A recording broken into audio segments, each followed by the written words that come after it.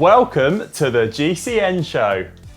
Coming up this week, is Everesting cycling's ultimate test? Should it be the new hour record? And in the week when we should have been talking about Dirty Kanza, we're talking Dirty Cancelled instead. Plus, saddle height science and all the latest news from the world of cycling.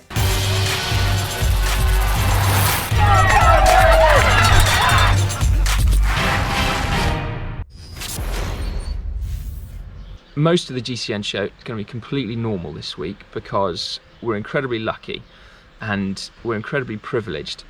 And I'm embarrassed to admit that it's only in light of the events unfolding across the USA at the moment that the extent of that privilege is only just dawning on me. But we wanted to send a message, however clumsy, and if I say things wrong, then I can only apologise. I just wanted to say something rather than say nothing. But we are appalled and outraged at acts of racism, and we stand firmly alongside black members of the GCN community. But we also realise that cycling is part of the problem as well. I mean, the bicycle in recent history has been a force for good, for social change, but cycling as a sport has not been actively inclusive, and it needs to change. And it's up to all of us to make the world a more inclusive and fairer place. But we recognise that GCN has a role to play here as well. As always, we're listening to you, the community, for guidance, as well as the wider world, on how we can help to make that change. In the short term, what we're going to do, we don't yet know, but we are working on it. But if we can make GCN a platform for positive change, then we'll do it together.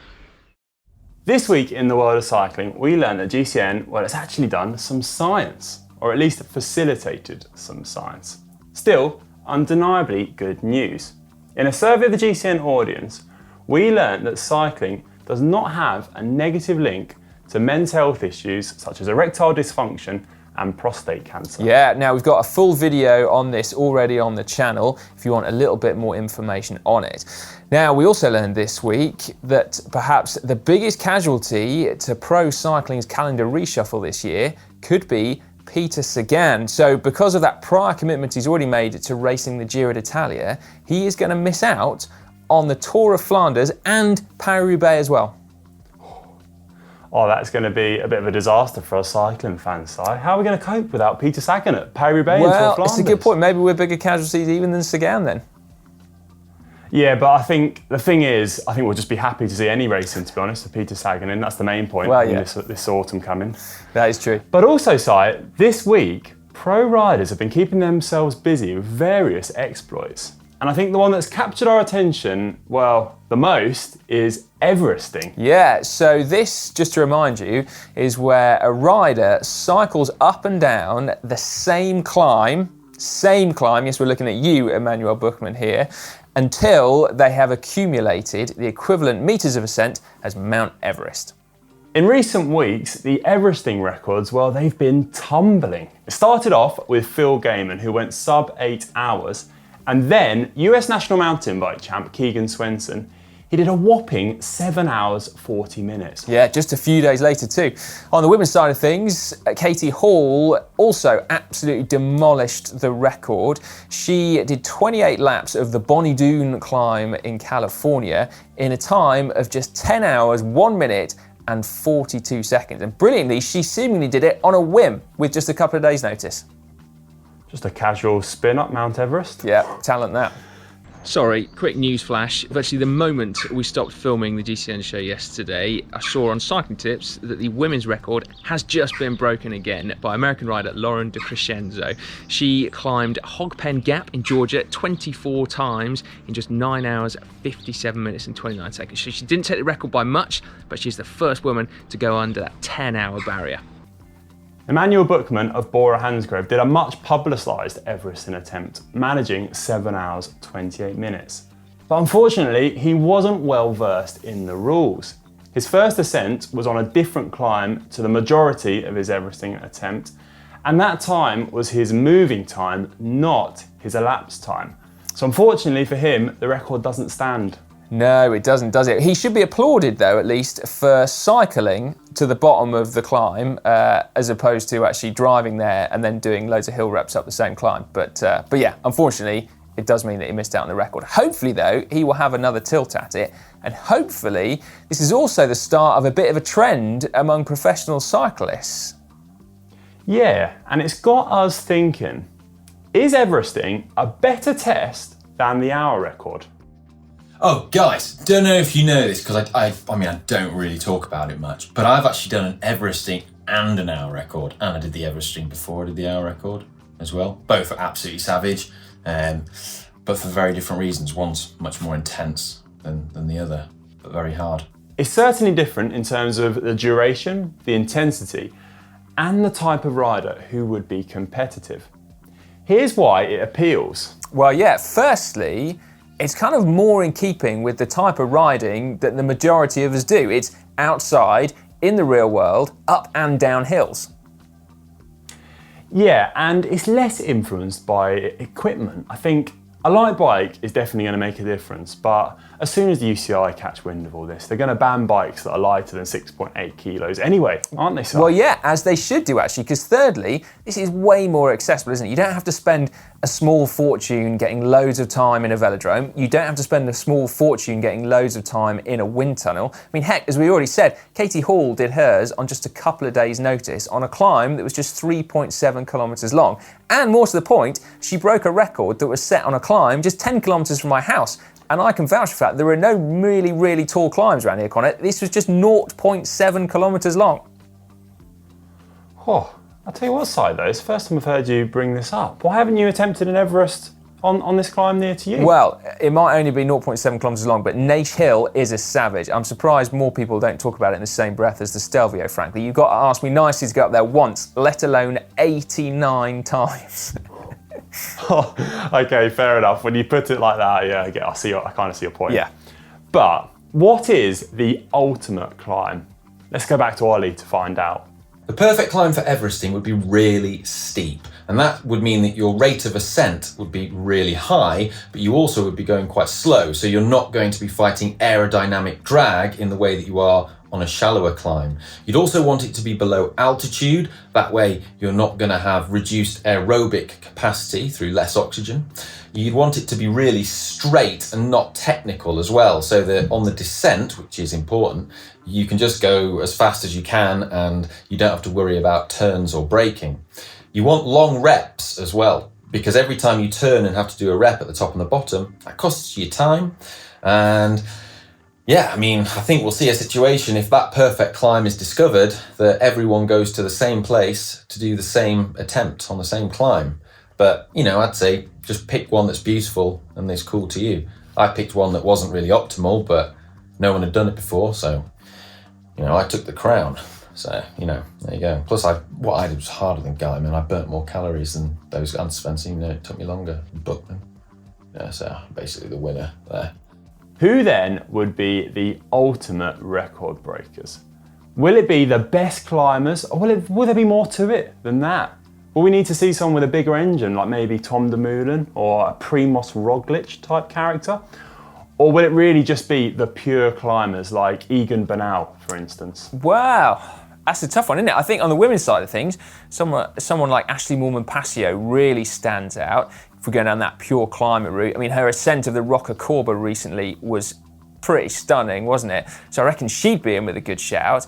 But then you also couldn't bet against someone like an Annemiek van Vleuten, could you? Because she, of course, has a huge engine that helps her climb like a rocket as well. Also, someone who's a really good climber and a time trialist. What about Emma Pooley? Well, yeah, she would be well placed to have a crack at this. In fact, I hope she does, actually. Yeah, me too. And on the men's side, well, personally, I think that Richie Porte could make a really good attempt at this record. He's given Everesting a go already, but it was on Col de Madon, and to be honest, you descend Col de Madon about as fast as you climb it. There's so many hairpins.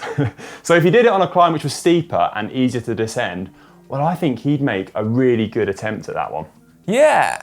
That's a good shout, actually. I do wonder whether also this is something for younger riders to get stuck into, you know? In the same way that we've seen in e-racing, I wonder whether this is like just an indication of raw talent, that doesn't then get diluted with kind of tactics and racecraft like you see in the professional peloton. Are you saying that's why Oliver Bridgewood took 15 hours and 56 minutes for his attempt side? An indication of raw talent. No, I think poor old Ollie, to give him his dues, just chose the wrong climb, or rather chose the right climb to get his name in the record books, but the wrong climb in terms of doing it speedily. He actually rode 300 kilometres that day, whereas to put it in context, Phil Gaiman only rode 156 kilometres. So actually, if you divide Ollie's time by 2, he almost would have beaten Phil Gaiman if he then climbed twice as fast. But you know what I mean. You can see all those successful Everesting attempts over on the official website, including a few complete nutcases that I find. Nutcases like Zico Pieri, who did 11 Everesting attempts all at once. In a, get this site, 113-hour ride. Whoa. And he did, guess how much altitude he gained? 35,000 metres of ascent. Whoa. That's, quick maths, 100,000th of the way to the moon, if my on-the-spot maths is correct, which is probably not, so please don't quote me on that. Now, speaking of records, Connor, we've got to have a bit of a word, mate, because it would appear that having been a world record holder for a month, you've lost it. You've lost the Garden Hour record, which is a travesty, to a chap called Nick Kierman, who's a BMX star from the Netherlands. Yes, that's BMX, everyone. Those kind of athletes that specialise in 30-second efforts.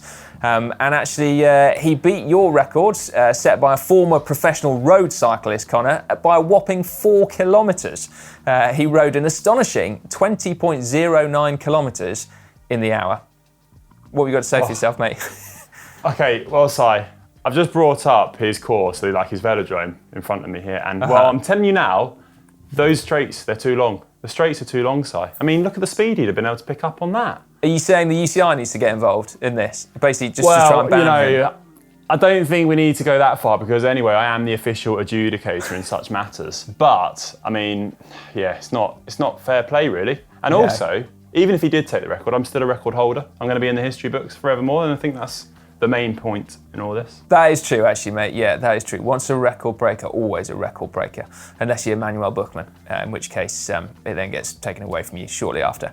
Now, speaking of other sad news, the new GCN Castelli cycling kit has been shipped from Italy, but it's still not arrived yet. Well, I'll tell you what, Si, though, I thought all the other presenters had got their kit. Just sort of hanging around in my house in my GCN kit. I'm not going for a ride, just wearing it because I can. You got yours yet, Si? Yeah. Right, let's move on then to a bit of GCN Inspiration. It's that part of the show where we pick out the very best photos that you've uploaded to the GCN app and award prizes. That's right, we have a top 3 for you, the most inspirational cycling photos known to humanity. Third prize this week is the GCN Plant-Based Cyclist book, which is an excellent prize, if I do say so myself. Lots of lovely pictures of Dan.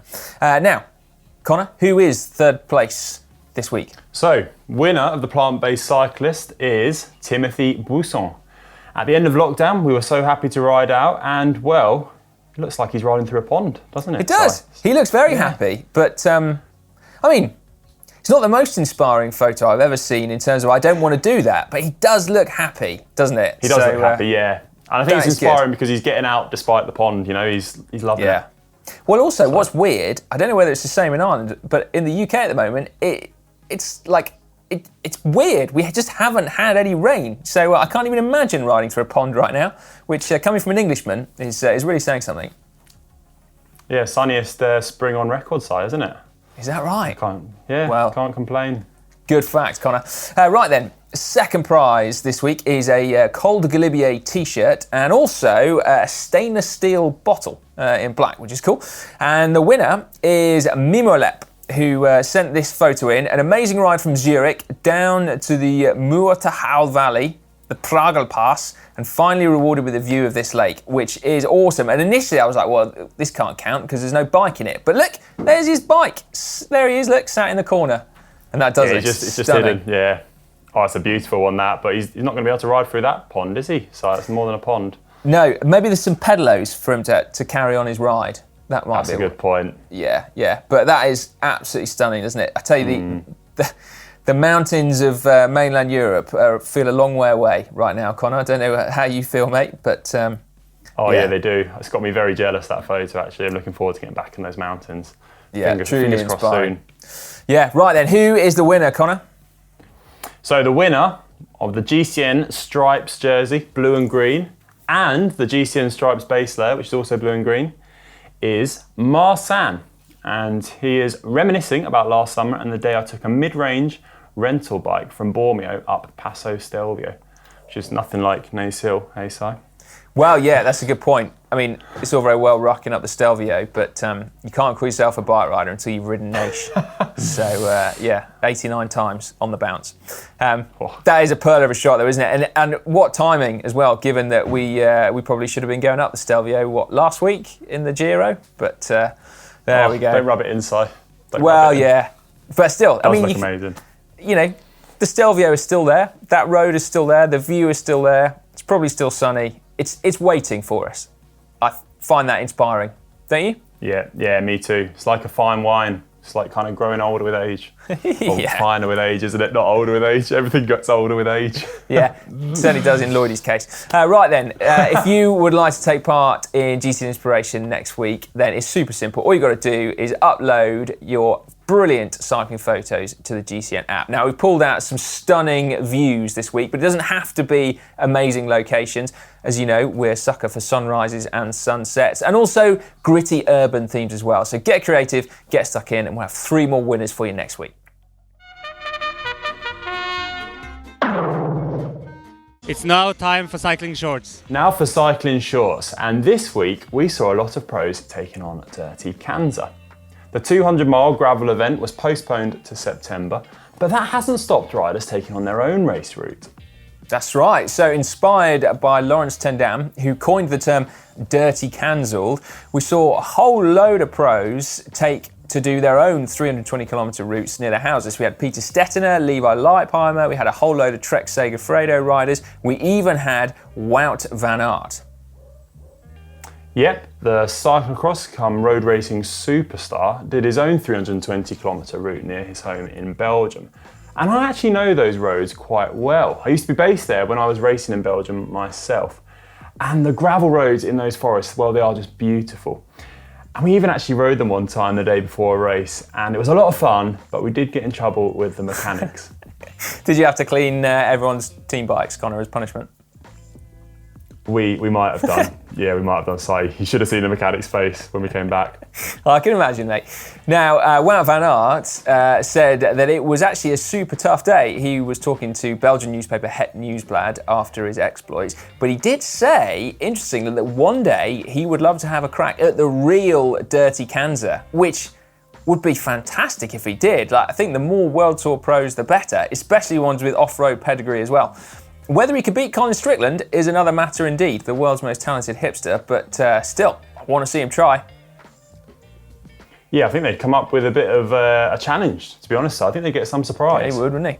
How would you describe Wout though, Si? I mean, it's an interesting question. Is he a cobbled specialist, a road specialist, gravel specialist, or I'm not sure, I'm kind of... 3-time world cyclocross champ?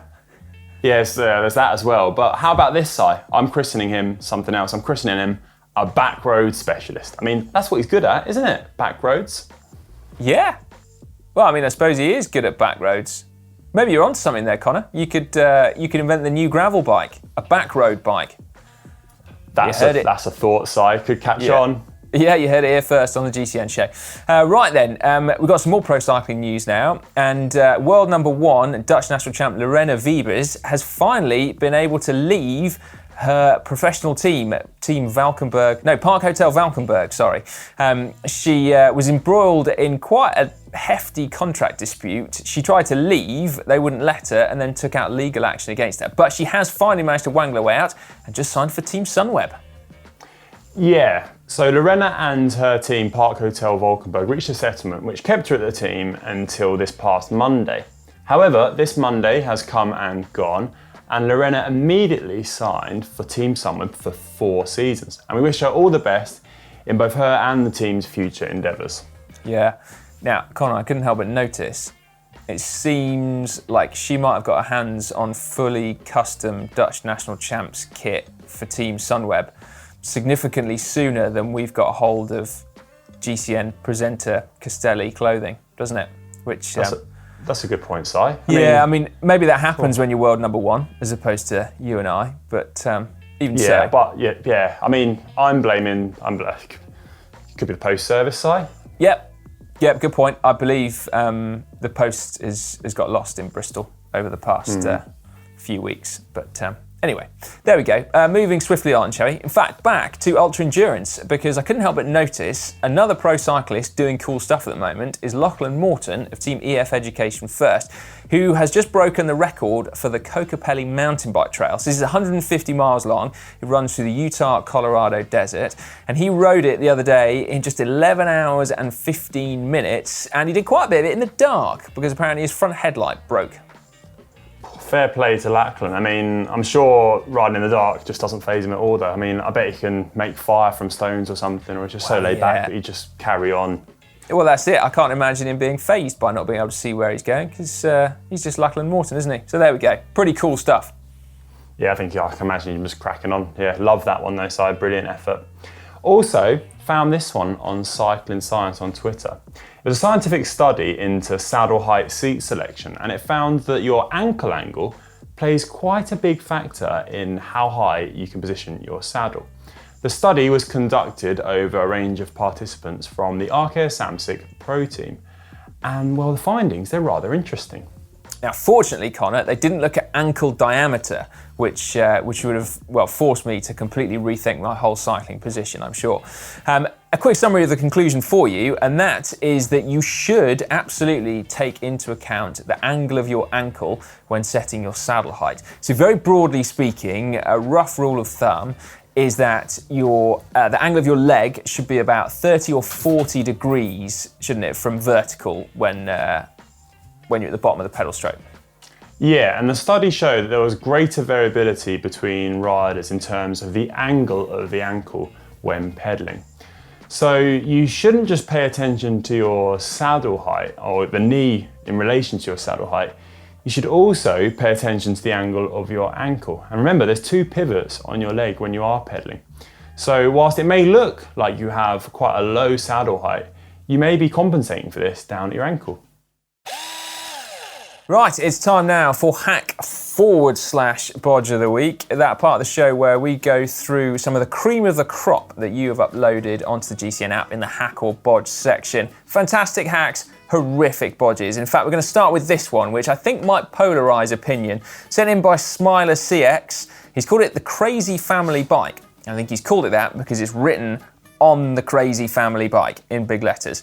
So what have we got there? Transport for four, would you say? 2 bikes in a kind of like sidecar and 2 kids' bikes kind of lazily attached at the back.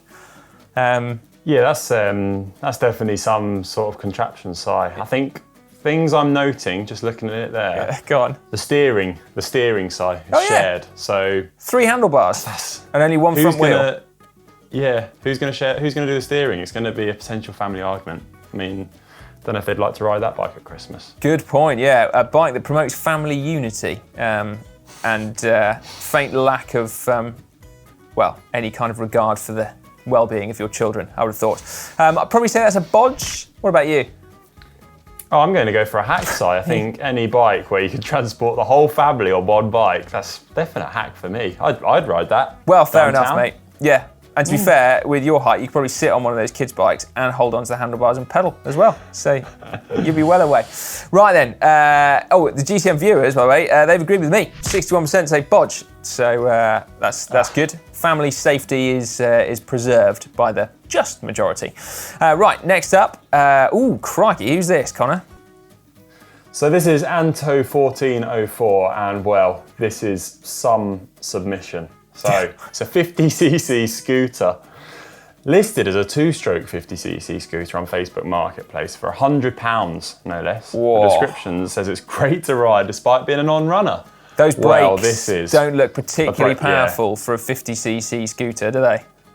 Oh, At least he's got light reflectors on the wheel though, so they can see him coming. Yeah, well there you go. Connor, to my mind, that is a massive bodge. For you? Yeah, it's a bodge side. I mean, he's got a saddlebag on there, which almost redeems himself, but yeah, so there's definite bodge. It's a definite bodge, and 82% of you out there say that is a bodge as well. Right then, next up, we've got this one. This is from Mulder. Presumably this has come direct from the X-Files. It says it's a Cannondale, but I don't recognise that one, I'll be honest. But it does look pretty cool, doesn't it? It looks like a kind of exercise bike that's actually got wheels.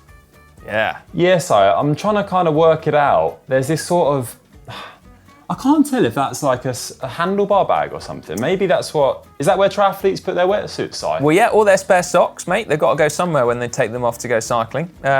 They do like storage, don't they? Iron people. So this could be one for them. I've got to say, I think a lot of work has gone into that. Whatever it is, it's a hack from me. I think that's like a vision of the future.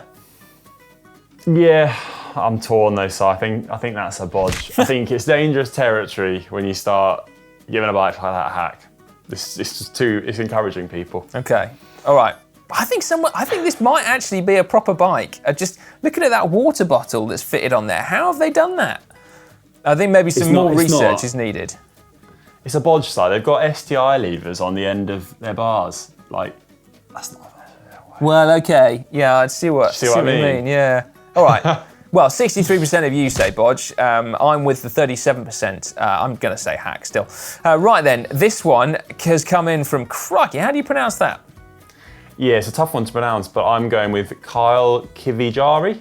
Oh, you made that seem a bit more reasonable than it looks.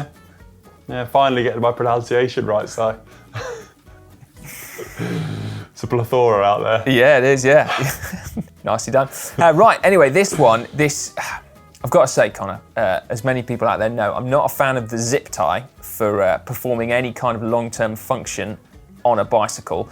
I think a hose clip is possibly worse, particularly when it's on a Colnago. That just seems like utter sacrilege, wouldn't you say? Yeah, I mean, I think this is sort of the object of choice for my brother-in-law Nigel when he wants to bodge something. So I could never give any of brother-in-law Nigel's methods a hack. So it's a bodge from me. I sense a bit of competitiveness between you and Nigel these days, mate. I thought you'd be fully supportive, but anyway, there we go. Yeah, a bodge from you, a bodge from me. Astonishingly, 75% of you lot think that's a hack. What's going on? I mean, admittedly, he's got no water bottle bosses and he needs a bottle cage on, but still, it just, I don't know, maybe it's the little rubber mounts that stop the paintwork getting scratched. I don't know, but I feel uncomfortable with that one. I feel very uncomfortable. Yeah, I think some of the GCN audience need to have a bit of a talking to, Si. I think they do. Right then, what about this one then? I think this is going to be unanimous. Sent in by Ormery Vashuren. This is a homemade DIY bottom bracket press that looks like something that you would actually buy with real money. This is fantastic. Yeah, that looks awesome, and it's been polished and everything, and you know, all the stuff that brother-in-law Nigel would normally do that I don't know how to do. So, yeah, amazing. I think hack from me. It also looks like a dumbbell set. Is it a dumbbell set? They've kind of. Well, they'd be very small dumbbells to use as a bottom bracket press, but suitable for me, certainly. Yeah. Anyway, hack from me, hack from you. 90% of you lot think that's a hack as well. So that's pretty much as unanimous as we get here. Right then, sorry, my earpiece is just about to fall out. I've called it an earpiece. It's just a really crap old headset that I got free on an airplane once. But anyway, earpiece it is. Right, next up, we've got this from B. Grant. This is faintly reminiscent of my life at the moment, actually. Too lazy to set up a tripod. He's just stuck it on top of a track pump there. Yeah, that's basically life these days, isn't it, Connor? Yeah, I tell you what though, Si, it'll be a bit deflating when he loses the shot in the middle of filming. See what you did there, mate. Deflating. Right then, in that case, we should probably finish on this one, which was sent in by Phil T. Garner. And you're giving it a bodge though, Si. You haven't said if you're giving it a bodge. Oh, sorry. Yeah, it's a massive bodge, isn't it? Don't forget the forward slash as well, Si. Sorry, mate. Sorry. Yeah, good point. It's a bodge. What do you think? Yeah, I'm going bodge. Yeah. I mean, it's not a firm sort of a track pump isn't a firm tripod, is it? It's going to fall down. No, it's really not. And 62% of you lot think that that is a Bodge as well. So we're all on the same team for this one. But yeah, Phil T. Garner sent in this week's last entry for Hack or Bodge. This is very cool. It's a Raspberry Pi controlled LED ring that connects to your Bluetooth power meter and lights the LED ring in the color associated with your power zone. Just like your very own rev counter. That's pretty cool, isn't it? Yeah, that's interesting, Si. I think the only thing to note is both me and you would probably be looking at red an awful lot. As in high power or low power? I think red's when you're not in the zone. So it's like, it's green when you're doing well, and then red when you're not in the zone, up the pace. Oh, I see. I thought it was like, I thought it was like, starts with blue, because that's like, not very much power. And then you go to kind of like yellow, and then eventually you're in the red, because you're doing 800 watts. And okay, yeah, that's interesting. I think you might be right, though.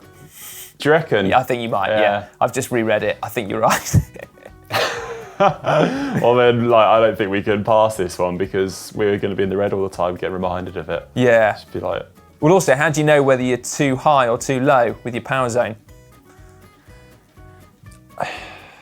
Probably, yeah. I guess you'd input it. It must be fed into your head unit or something like that. So you put your zones into your head unit, I'm guessing. Yeah. And then it would input that into the colour. Basically, Connor, I think what we've established is that this is too complicated for you and I to understand. It involves electronics and programming. It's probably a hack, wouldn't you say? It's probably a hack, yeah. We'll do a hack under the premise of naivety. Exactly, and 91% of the GCN audience think that is a hack as well. So that draws to a close this week's hack /Bodge. If you want to get stuck in, you know the drill by now. Make sure you've got the GCN app, and then upload hacks and bodges to your heart's content. Caption Competition now. It's that part of the show where you get a chance to get your hands on a coveted GCN Elite water bottle. All you got to do is put a witty caption to a photo that we're about to give you in the comment section down below, and we pick a winner each week. A winner that we will announce actually right now from last week's show. This was the photo we gave you. It's Eve Lampart. Connor, can you announce the winner and their witty caption? So the winner is Carl Ford, and his caption was, Lampart once again showing he's outstanding in his field. Genius. Outstanding in his field. I mean, he literally is outstanding in his field. I can't fault that. I mean, to think that Hank made it look so difficult last week, and yet there was an embarrassment of riches of amazing caption competition sitting entries. Right there in front of him. Well, exactly. That was genius. So yeah, Carl, a worthy winner out of a very strong, I want to say field again, a strong field this week. Right then, Connor, the pressure is on your shoulders. This week's photo is another one from the archives, of course. It's Rigoberto Urán, sheltering from the rain. Connor, where are you going to go with this one, fella? Okay, I think there's a lot of possibilities out there for this one, but they're not jumping out at me straight away. But what I'm going to go with is, hey Iran, where did you get your brolly from? Your nan? Okay. Yeah, that's all right, mate. I mean... Could work. Yeah, I mean, it does look like his grandma's brolly. I'll grant you that. Your nan? Yeah, okay. We'll see where the audience goes, though. I think they'll Well, yes, I was going to say, we should probably throw it out there and enjoy reading the comments that you come back with. So there you go. Put your witty caption in the comment section down below, and don't worry about beating Connor, because I think you've probably done it already. Okay, now next up we have comments of the week, and there's a few crackers actually throughout the week. First up, we have Martin Bettenker, who on the Zip Firecrest video said, my wife just asked me, why is Si not wearing the new kit? I couldn't help laughing.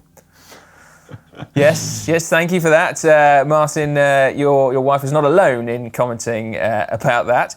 I got a chuckle actually at a lot of the comments under last week's show. Phil Arrowsmith, when commenting about what's the optimal time of day to ride, said, I discovered that I wasn't great at going up hills in the morning, so I changed my main efforts to the evening, and that was no better. I then moved it to lunchtime, and there was still something not quite there when going uphill. Mid-afternoon? Nope. I'm still looking for the right time of day. It's so confusing. I thought that was absolutely genius. So yeah, thank you very much for that one, Phil. I feel your pain, Phil. Yeah. Next up. Right then. Oh, we sorry. Also, so we can't miss this one, Si. So Callum Spencer said, what happens when you hit a pothole like this one? and Simon pointing at a slight imperfection in the asphalt. It was a lot bigger than it looked. Can I tell you that I was genuinely a little bit concerned for mine and my new wheels' welfare. But anyway, we all escaped unscathed. I just made it look like it was much easier, you know. Right, under the sexual health video from last week, Scott Bolton said, I was really worried how Cy was going to prove that cycling didn't cause erectile dysfunction. You know what, I did wonder whether that might, you know, people might come to that conclusion from the title. And anyway, it was statistics, not individuals, obviously, that proved it. But anyway, there we go. And actually, another one about my clothing. Ollie Cook said, retro kit, I like your style, Cy. Thank you very much, everyone. Yes, at some point, I'm sure it will arrive in the post. Right, we are getting on for the end of the GCN show now, but we will still tell you what is coming up on the channel over the next 7 days. Yep, on Wednesday we have how to fix a dropped chain. On Thursday, 5 tips for sore hands. And on Friday, do you need a women's bike? Yeah, on Saturday, Ollie talks you through, the complex process of buying cycling shoes. And then on Sunday, the crash test dummy that is Hank finds out who trains the hardest, cross-country mountain bikers or roadies. So I'm very much looking forward to seeing that one. Hopefully he doesn't actually hit the deck, but I suspect some mountain biking will be involved in that. And of course, one last thing, although the Giro Classics has finished, Dan and the team have completed their Marathon Grand Tour. All of that content is, of course, still available to view on the GCN app until the end of June. So if you haven't watched it all or you've missed it, full stop, which there's no excuse, but I understand that, you know, some of you might be a bit late to the party, then of course head over to the GCN app and you can find your way to that content. Super, super cool. 21 classic Giro stages, plus behind the scenes insight, loads of amazing interviews, stuff like that. So yeah, definitely well worth checking out. Right, Connor, I think that's us done, mate, isn't it?